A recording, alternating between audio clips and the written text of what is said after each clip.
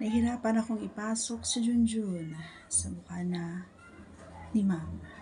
Yan ang ating topic at yan ang ating kwento for today's video na mula kay Roman. Pero bago natin umpisahan ang ating topic or ang video na ito, gusto ko lamang pong humingi ng favor na pakisubscribe at pakipindot ang ating tiny notification bell para ma-update po kayo pag meron po tayong mga new upload videos. Pasensya na po kayo medyo maingay ang ating paligid mga parikoy dahil nasa probinsya tayo. Alright, so ang video ito ay para lamang po sa may bukas ng kaisipan at may malawak na pangunawa. Kaya kung ikaw ay wala nito, pwede pong mag-skip na lamang po at mamili ng mga videos na nararapat po para sa inyo. Wait lang at bugawin ko lang yung pusang naglalatian.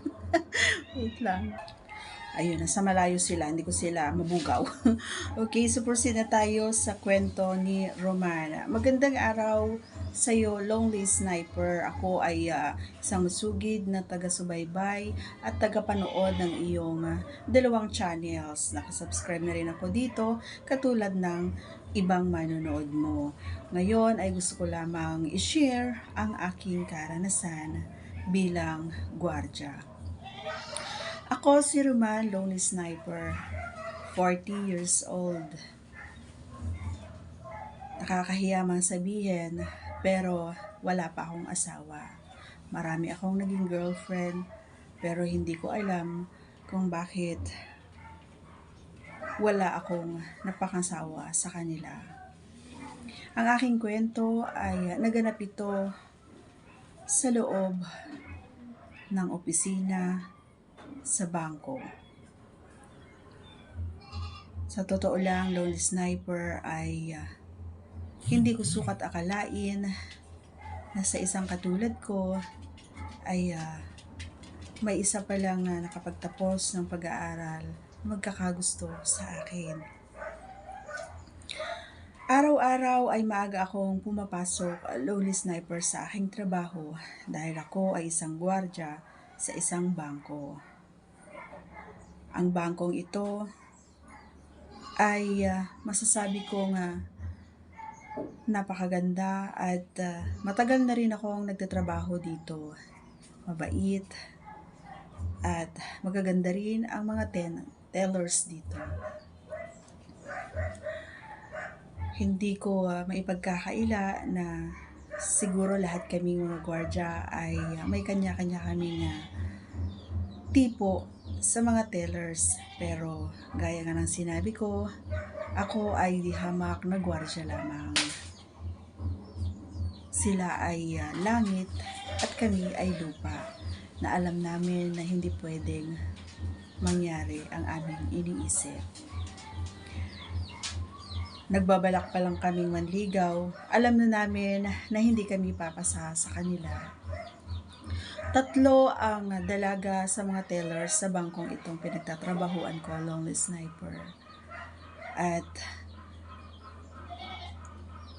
sa umaga ay maaga nga akong pumapasok at ako na rin ang nagwawalis sa loob dahil 10:00 na ng umaga kung pumapasok ang janitor sa bangkong ito. Minsan naaabutan ako ni Ma'am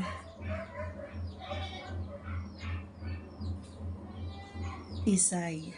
Isay ang pangalan niya dahil ayaw niyang magpatawag ng Mystica. Mystica kasi ang tunay niyang pangalan. Pero lahat kami ay tinatawag naming Ma'am Isay. Si Ma'am Isay ay dalaga. 36 years old, maganda, sexy, at maputi.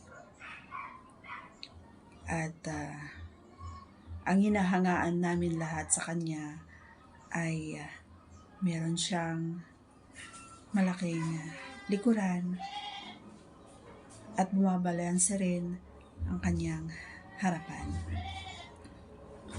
Minsan naaabutan nga ako ni Ma'am Isay habang naglilinis sa mesa at sa loob ng opisina niya. Minsan ay Nagdadala na rin si Ma'am Isay ng pandesal dahil alam niya na lagi akong maaga na pumapasok. Habang naglilinis ako ay tinawag ako ni Ma'am Isay sa kanyang opisina na ang sabi niya ay bakit daw lagi kong napakaaga?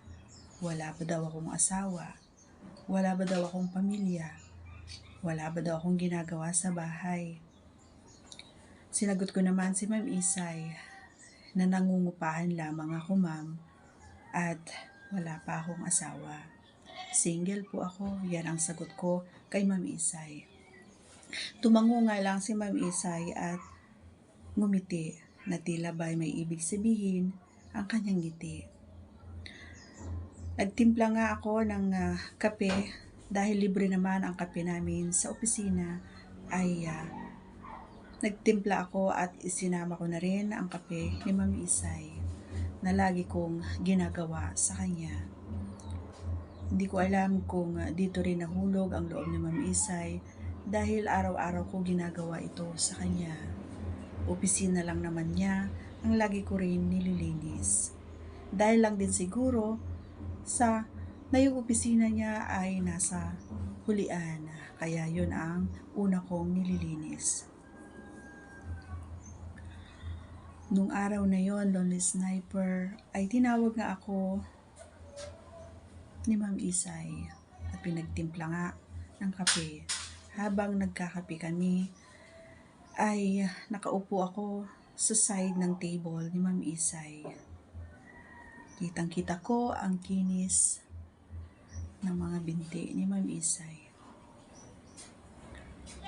Pag yumuyuko siya na may kinukuha sa mesa niya, ay kita ang hiwa at umbok ng hinaharap niya.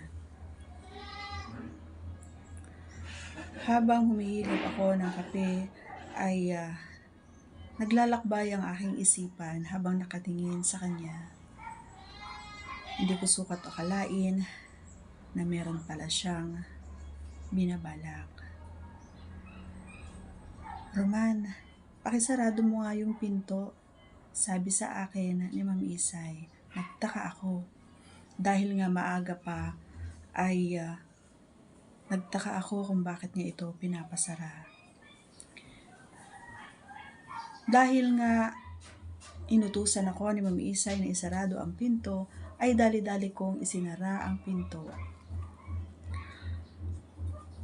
Roman, ilak mo yung pinto. Nag-isip na naman ako kung bakit ipinapalak niya ang pinto dahil dadalawa pa nga lang kami sa opisina. Inilak ko nga ang pinto. Maya-maya pa lamang, habang naglalak ako sa kanyang pintuan ay dali-daling lumapit si Ma'am Isay sa akin na bumulong. Roman, wala ka palang girlfriend, wala ka pang asawa. Dalaga din ako. Matagal na rin akong hiwalay sa boyfriend ko. Pero alam mo ba, namimiss ko yung dating ginagawa namin ng boyfriend ko. Ika naman, yan ang bulong sa akin ni Ma'am Isay. Habang bumubulong si Ma'am Isay, ay naramdaman ko na umusli ng kaunti si Junjun. Naramdaman ko na nabuhay at tumigas si Junjun. Nagulat na lang ako at bigla na lang hinawakan ni Ma'am Isay si Junjun. Maya-maya pa lamang ay binuksan niya na ang aking zipper. Lumuhod siya sa harapan ko at isinubo si Junjun. Wala na akong nagawa kundi lasapin at namnamin ang pagsubo ni Madam sa aking Junjun. Dahil nga ini-enjoy ko na at nagugustuhan ang ginagawa ni Ma'am Isay, ay napahawak ako sa kanyang ulo, kasabay sa paghawak ng kanyang mga buhok na mahahaba. Pilit kong pinipigilan ang aking sarili dahil iniisip ko baka dumating ang aking mga kasamahan. Pero binulungan ulit ako ni Ma'am Isay na wag akong mag-alala dahil maaga pa. Basta bibilisan lang natin, Roman. Yan ang sabi ni Ma'am Isay sa akin. At ganun nga, habang sinusubo niya si Junjun, ay unti-unti rin niyang inaalis ang kanyang antis. Pagkatapos niya nga sa aking Junjun, ay pinaupo ko si Ma'am Isay sa kanyang upuan. At doon, nag-umpisa akong sumibasib sa kanyang pechay. Palakas ng palakas ang ungol ni Ma'am Isay. Halatang tigang na tigang siya. Halatang matagal nga na wala siyang iyo. Dahil nga habang kinakain ko ang pechay ay sabay sa bunot ni Ma'am sa aking ulo. Halos makalmot niya na ang buong likuran ko sa sobrang nasasarapan si Ma'am Isay sa ginagawa ko. Nilalasap ko ang sarap at katas na lumalabas sa pechay ni Ma'am Isay. Ang bango at mamula-mula ang kanyang pechay. Nilalaro ko na rin ang kanyang tinggil. Mas lalong lumakas ang ungol ni Ma'am. Maya-maya pa lamang ay tumalikod si Ma'am pagkatapos ko siyang kainin.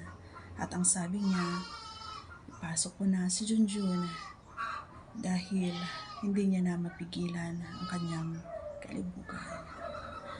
Habang ipinapasok ko si Junjun ay inaabot ko ang kanyang dalawang mabibilog na dibdib at nilalaro ang kanyang mga utong.